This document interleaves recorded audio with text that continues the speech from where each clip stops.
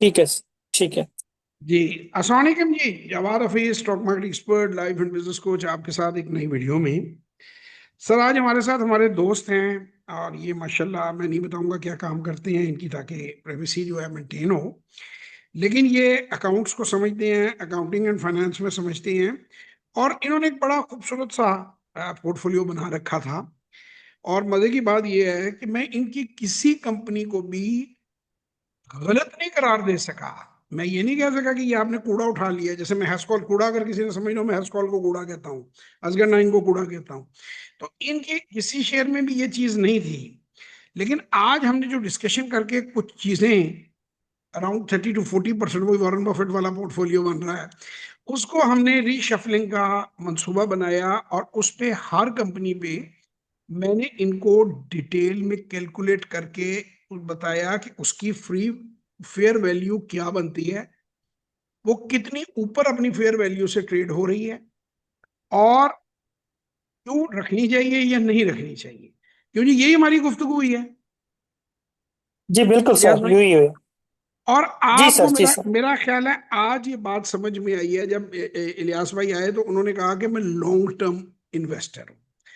तो मैंने इनको बताया कि लॉन्ग टर्म इन्वेस्टर का वर्ड पाकिस्तान स्टॉक मार्केट में यूट्यूबर इस हद तक एब्यूज कर रहे हैं, it is being abused. Long term investor का ये मतलब नहीं है कि महंगी कंपनी खरीदनी है आपने। आप जैसे, ये मैंने इनसे दो तीन सवाल पूछे। जैसे मैंने कहा कि लेट से हम थोड़ा सा टाइम को रिवर्स करते हैं, 2017 में जाते हैं। अगर अपनी सैलरी का एक पोर्शन कोई बंदा हैस्कॉल में डालता जा रहा होता तो 2026 आ गए, 9 साल बाद, क्या वो 394 रुपए से 2930 रुपए, 25 रुपए तक वो पैसे कमा रहा होता? उसकी तो कॉन्टिन्यूसली लॉस कर रहा है। इसी तरह असगर नाइन में को 100 रुपए से शुरू होता और 6 रुपए पे आ जाता, क्या वो करता? अब आप मुझे ये कहेंगे कि जनाब ये बात सिर्फ दो कंपनियों कर, कंपनियां मैं 200 हर बार बोल सकता हूँ, लेकिन सारा दिन हमने गंदी कंपनियां छांट छांट के आपके साथ तो शेयर नहीं ना करनी। इस बात को अगेन लोग कहते हैं कि लॉन्ग टर्म होल्डिंग जो है उस वो फॉर एवर है। अगर फॉर एवर है तो फिर ये 12.5 साल के बाद 3% क्यों नजर आ रहा है हमें? वॉरेन बफेट साहब के 97% स्टॉक चेंज क्यों हो गए? और ये 381 वाला बढ़ के अब 400 पे चला गया आखिरी क्वार्टर में भी। अभी जो ग्रेग एबेला गाल्बन, उस बंदे का नाम, if I am remembering him right, जो नया जिसने इनकी जगह ली अब बर्कशायर हैथवे में, जो डे टू डे ऑपरेशन को देख रहा है, still Warren Buffett is behind behind the curtain, एक चेयरमैन की पोजीशन पर है वो। तो उसने 24 अरब डॉलर के शेयर खरीदे हैं, बेचे हैं। 24 अरब डॉलर के शेयर बेचे हैं पिछले क्वार्टर में, और 16 अरब के खरीदे हैं। यानी नेट सेलिंग की 8 अरब डॉलर की। तो ग्रेजुअली ये बेच क्यों रहा है? अच्छा, अब सवाल यह है कि अगर बेच रहा है तो फिर खरीदे क्यों है? ये एक सवाल बनता है। तो भाईजान, ये इस तरह से फैसला होता है। ये देखिए आप, ये हमने आपके लिए एक खास कंपैरिजन समझाने के लिए, आपको जहां तक मेरी मेरी याददाश्त या मेरी रीडिंग है, उसमें मैकडोनल्ड नहीं है वॉरेन बफेट के पोर्टफोलियो में, लेकिन एग्जाम्पल में वहां आ जाता है। ये कोका कोला है, 1.3 बिलियन है। अब कोका कोला का आज तक वॉरेन बफेट साहब ने एक शेयर भी नहीं बेचा। एप्पल के शेयर उन्होंने अभी कम की है अपनी पोजीशन, सारे नहीं बेचे।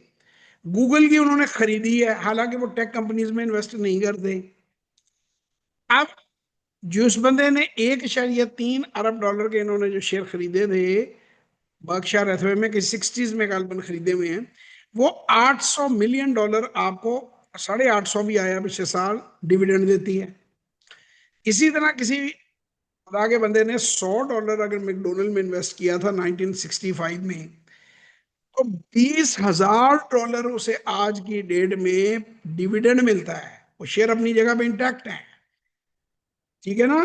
तो ये ये वो कंपनियां हैं जी। जिन्हें बेचा नहीं जाता, जिनकी हर वक्त बंदा तलाश में होता है, जिनकी मैं भी तलाश में होता हूं।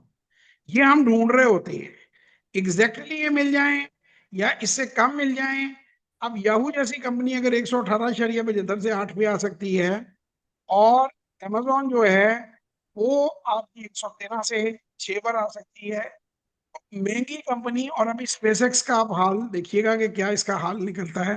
इस पर मैंने कुछ वीडियोस बनाई है, मैं और भी बनाऊंगा। सो बॉटम लाइन ये है कि अब ये इसी बात को मैं अगेन नलनफाई कर देता हूँ। कहते हैं अपनी बात करता है उसको खुद ही बदलता है, तो ये कहना क्या चाहता है, वो आ जाती है ना एक मीम, भाई कहना क्या चाहते हो, मैं वो भी समझाता हूँ। अगर इधर आप लॉन्ग टर्म होल्डिंग देखें तो आपको सत्य खाना नजर आ रही है। मैं कहना ये चाह रहा हूं कि स्टॉक्स आर वैल्यूड। ये जितने भी मदारी आपको ये कह रहे हैं कि ये बढ़ते ही जाएंगे बढ़ते ही जाएंगे, वो आपको गलत कह रहे हैं। आपको शिफ्टिंग करनी पड़ती है, रीशफलिंग करना पड़ता है, ठीक है ना। यहाँ पे वो जिस तरह लंडे की रेहड़ी पे चले जाए ना, तो लंडे की रेहड़ी पे बाजें लग रही होती हैं, कोड़ा खोता है कोई बहा। हमारे यहाँ जो वॉरेन बफेट अपने आप को क्लेम करे, अब तो किसी एक की जान को क्या रोए, अब तो सैकड़ों हैं। हर जो बेरोजगार था वो वॉरेन बफेट बन के बैठ गया है, और वो लोगों को सारा दिन बताता रहता है कि आपने कौन से शेयर लेने हैं। इतने साल पहले आप ये सिंपल, अब इस बात को जरा समझें भाईजान, इलियास भाई इसको समझें। It is a simple math. उन्होंने क्या किया है कि पीछे हिस्ट्री में डेटा माइनिंग की, डेटा माइनिंग करके कंप्यूटर आने से कुछ विनिंग स्टॉक निकले। वो तो जब पैदा भी नहीं हुआ था, क्वार्ट सीमेंट क्या था, मैंने उसमें मैंने गेन कर लिया, 6 रुपए का था क्वार्ट सीमेंट, हमारे हाथों में हमारे सामने हुआ है। 14 रुपए का डीजी खान हमने देखा हुआ है। वो तो मतलब हमने तो ये सारी चीजें अपने हाथों में सामने आंखों की देखी हैं। 200 रुपए का इंडस मोटर देखा हुआ है मैंने, तो 16 रुपए के ऊपर आपको देखा हुआ है। ये उसने क्या किया है कि डेटा माइनिंग करके जो विनिंग कंपनियां अंदर से थी उनको निकाल लिया। कल का अखबार जैसे मैं पढ़ दूं, आप कहेंगे यार इसके तो अंदाजे 100 बड़ा 100 है, ठीक है। लेकिन जब वो आपकी बारी आई है, तो हमारी money minting machine, Miller tractor 700 750 से 550 से पहल जड़ा है, वो इलन मस्क की ला के जो ਤੁਹਾਡੀ बारी आई है, उदो सारे अंदाजे गलत होने शुरू हो गए ने। वो अंदाजे कभी ठीक थे ही नहीं। अब बात समझ रहे हैं, वो फ्रॉड है, टोटली फ्रॉड है कि माजी से डाटा माइन करो कल का। क्या आप जानते हैं, एक और साहब आ जाते हैं, उनका मकसद सिर्फ और सिर्फ अपनी ऐप बेचना है। अब मैं थोड़ी सी बात आपको करूंगा ईटीएफ और म्यूचुअल फंड्स के ऊपर। पाकिस्तान में मैं बात नहीं कर सकता बिकॉज ऑफ सर्टेन रीजंस, और वीडियोस में तो बिल्कुल ही नहीं कर सकता, हालांकि मैं बड़ी खुल खुला के बात करता हूँ वर्कशॉप में, इसीलिए रिकॉर्ड नहीं करता और कोई बात नहीं होती। अमेरिका को इस वक्त मेरे पास हाथ में केस आया आप लोगों को समझाने के लिए, जो स्पेसएक्स का केस है। मैं और डिटेल में इसकी इची बिची आप लोगों के आगे पेश करता रहूंगा ऑफ एंड ऑन। स्पेसएक्स आप ये समझ लीजिए कि लॉस में कंपनी है। उसने उन 3 कंपनियों का बंडल बनाया है, पहले उसको महंगी कीमतों में एक्वायर किया है।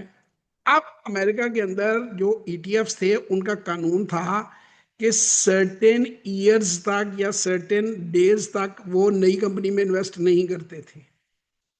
उनके लिए कानून चेंज किया गया है, S&P 500 का, नेस्डेक का, मुख्तलिफ फंड्स के कानून चेंज करके, कि वो आपके पेंशन फंड्स जो हैं, जो और पाकिस्तान में भी कोई फर्क चीज़ें नहीं होती, कि आपके जो पेंशन फंड्स हैं, जो लोग एक बंदा अपनी हर महीने मेहनत की कमाई से जो आ जाती हैं इधर बफ्तियां और बफ्ते आ जाते हैं कि जी आप म्यूचुअल फंड लेते जाएं। यार याद रखो, म्यूचुअल फंड सेठ का नौकर है जो चला रहा है। आप इस बात को इशारे से समझ जाओ कि बीरबल बैठा हुआ था अकबर के दरबार में, तो एक दिन कद्दू खाए उन्होंने, तो उन्होंने बड़ी बात तारीफी की बादशाह ने, तो बीरबल ने उसके 5-6 नुकसान बता दिए।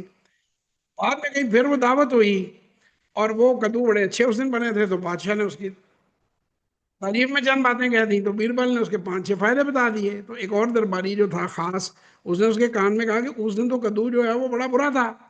उसने कहा नौकर में बादशाह का हूं, कद्दू का नहीं। इसी तरह जो म्यूचुअल फंड चला रहे हैं, जो ईटीएफ कंट्रोल कर रहे हैं, नौकर वो सेठ के हैं, तो आडे नहीं। उसी को उन्होंने अपनी नौकरी तो ज्यादा अजीज नहीं है कि वो अपने सेठ को नाराज करके, उन्होंने इनडायरेक्टली जो डर्टी लॉन्ड्री है उन्होंने धोनी है। S&P 500 में को किसी का फुफ्फो या मामू नहीं बैठा हुआ। उन्होंने देखना है कि ट्रम्प साहब क्या कह रहे हैं, इलोन मस्क क्या कह रहा है। मैं बार बार आप लोगों को समझाता हूं कि इलेक्शनों में कहते हैं गरीबों से वादे और अमीरों से समझौते होते हैं। इसी तरह स्टॉक मार्केट में मार्केट मेकर, मार्केट मूवर बड़े इन्वेस्टर के पैसे को बचाने के लिए बेदरेग वॉरेन बफेट ऑफ पाकिस्तान आवाज लगा के जिबा कर दिया जाता है, पहल के शेयर पकड़ा के मारी को मनी मिंटिंग मशीन बताया जाता है। ठीक है ना। आप लोगों की गर्दन पे छुरी फेर दी जाती है। गनी डेरी इस गाय की कहानी, काउ हैज 4 legs। तो वो जो काउ पे ऐसे आपको सुनाया गया था वो पेटे आपके पड़ गए। आप लोगों को जिबा कर दिया जाता है, आपकी कुर्बानी दे दी जाती है। समझ नहीं है छोटे इन्वेस्टर, वो बड़े खुश होते हैं कि हमें वैल्यू डाल रही, बफ्ते बफ्तियां मुफ्त में हमें पढ़ा रहे हैं। कोई बंदा आपको फ्री में नहीं पढ़ा रहा। एक बिल्ली थी, वो कद्दूकश देखा उसने तो उसमें उसने जबान फेरनी शुरू कर दी। तो खून और बोटी से मजा आया, वो तेजी से जबान फेरती गई, एंड पे अपनी जबान खत्म हो गई। तो ये जितने आ जाते हैं ना उसके बाद चंपू से आगे, ये 10 कंपनियां, ये 8 कंपनियां, ये 5 कंपनियां, ये हैव देयर इंटरेस्ट। कोई आदमी पागल नहीं है कि करोड़ 1.5 करोड़ रुपए की इन्वेस्टमेंट सिर्फ जो है यूट्यूबर्स के ऊपर करके और आपकी खिदमत करने के लिए वो ये कर रहा है। वो एक कल्ट डेवलप कर रहा है। कल्ट उन लोगों को कहते हैं जो सोचने समझने की सलाहियत नहीं रखते, ब्लाइंडली फॉलो करते हैं। ये कौन सी किताब में लिखा हुआ है कि जी हमारी अच्छी कंपनी है? मैं मिसाल दे रहा हूँ, मैं उसे बुरा नहीं कह रहा, मैं तो खुद भी कहता हूँ अच्छी कंपनी। उन्होंने कुछ डेफिनेशन दे दी है, 6 स्टॉक, 10 स्टॉक, 10 स्टॉक, कि वो रट जाए हर बंदे की जुबान पे। ठीक है ना। तो आप इनकी प्रॉफिटेबिलिटी आगे भी, जी आगे सर। 5 सालों बाद भी देख लीजिएगा, 5 सालों बाद भी देख लीजिएगा, ये वहीं पे आगे पीछे गेम हो रही होगी। एक जाते हुए आखिरी बात आपको समझाऊंगा इन्फ्लेशन के हवाले से, जो मैंने भाई को भी कैलकुलेट की, कि भैया 1.5 साल तो गुजर गया, हमारी मियर जो है वो मनी मिंटिंग मशीन हमारी एट 900, आप सर्च कर लीजिए, वीडियो सामने आ जाएगी सबकी। अब आपने 900 का ले लिया, अब वो 33% डाउन है, 1.5 साल तो पूरा गुजर गया। अच्छा, अब इस 1.5 साल में अगर आप इंटरेस्ट रेट कैलकुलेट करें, 1% आप मंथ का एवरेज लगाएं, तो 18% उसे ऐड करें। 33 जमा 18 आपका 48 से 52% लॉस आज की डेट में खड़ा है। अब मैं बंदे को कहता हूँ यहाँ पे वो ahmak जितने भी हैं जो प्रॉपर्टी में खास तौर पे लोग डील करते हैं, वो भी इसी तरह कैलकुलेट करते हैं। अभी रिसेंटली मैंने एक बड़ी डीप कैलकुलेशन की कि मैंने कहा यार इन्फ्लेशन को, चीज़ों को समझिए, कैलकुलेट करिए अपनी टीम के साथ बैठ के। काफ़ी हमने टूल्स लगाए। फाइनल कंक्लूजन ये आया कि 2020 में जो चीज़ 100 रुपए की आती थी वो आज 300 रुपए की आती है। आपका पैसा जो है वो 33% उसकी बाइंग पावर रह गई है। ठीक है, 6 सालों में। अब इसको मैं समझाता हूँ कि मारी आपने ले लिया 900 का, मुझे नहीं पता वो 6 साल बाद 1800 का होगा या 450 का होगा ना। मैं कोई इनकी तरह नजूमी हूँ। जहां मुझे उसकी वैल्यूएशन समझ आएगी मैं खरीदूंगा जरूर, अगर मुझे ठीक लगेगा। जब तक नहीं ठीक लगेगा मैं नहीं खरीदूंगा। अब वो जो है, अगर 6 साल में 920 930 रुपए के ऊपर आ जाता है और आप बेच देते हैं और 15 20 10 12 रुपए आपको डिविडेंड के भी इन सालों में मिल गए, तो आप कहते हैं लो जी लो, हमें तो नुकसान नहीं हुआ। प्रॉपर्टी में भी लोग ऐसे कहते हैं हमें तो नुकसान नहीं हुआ, खुश हो जाते हैं। ठीक है, आपको 300 रुपए वापस मिले, आपको 900 रुपए वापस नहीं मिले हैं। आपकी कीमत खरीद उस वक्त 300 की रह जाएगी। वो टोयोटा करोला 12 लाख की आती थी, वो टोयोटा करोला 20 की हुई, 25 की हुई, 30 की हुई। अब वो 60 70 80 करोड़, हर चीज की प्राइस 3 गुना हो गई है। आप अगर इस चीज को समझेंगे, अब इस पे कहीं सुकरात पुकरात नीचे टोयोटा की और होंडा की कीमतें निकाल के बतानी शुरू कर देंगे ईयर टू ईयर। मैं जनरलाइज कैलकुलेशन आपको बता रहा हूं कि आपके रुपए की वैल्यू 6 सालों में 1/3 रह गई है। और अगर आप किसी अच्छी कंपनी में भी बैठे, अगर तो एस्कॉल या एनएल जैसी किसी कंपनी में या ईपीसीएल जैसी किसी कंपनी में फंस गए, फिर तो कहानी गई। ठीक है ना, फिर तो कहानी गई। और अगर आपने अच्छी में भी लिया और वहीं के वहीं खड़े रहे, आपकी कीमत खरीद 1/3 रह जाएगी। प्लस जो आपको 60% तो आपको कम से कम बैंक ने दे ही देना था, कंपाउंडिंग करते तो कुछ और बन जाता वो 60% भी आप लूज करेंगे। तो आपकी सूरत हाल हो जाएगी, पंजाबी का कहावत है कि मझ बेच के घोड़ी गई, दुध पीणों गए लिद चुकनी पई। ये सॉरी टू से, ये मुहावरे पंजाबी के बाज हार्ड होते हैं, लेकिन रियलिटी ऑफ लाइफ होती है। जैसे कहते हैं ना, अक्सर हमारे इन्वेस्टर हजरात जो वीडियोस देख के इन्वेस्टमेंट करना चाहते हैं, उनके लिए भी एक मुहावरा है कि बहुता सैना कांग ऊँ जा डिगदा है। वो बैठने के लिए जगह का इंतखाब नहीं कर रहा होता, और एंड पे जब उसके पर थक जाते हैं तो गोबर में जाके गिर जाता है। तो ये इस तरह की हमाकतें ना करें, जायज तरीके से सरमायाकारी करें, अक्लमंदी से करें, देख कर करें, सोच समझ के करें।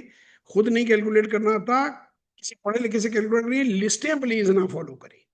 आप कोई बात इलियास ऐड करना चाहें तो मुझे बताएं, so that we say good bye. Anything you want to add? Okay sir. जी sir. Thank you so much sir. अल्लाह हाफिज। हाफिज। पाकिस्तान जिंदाबाद। अल्लाह हाफिज।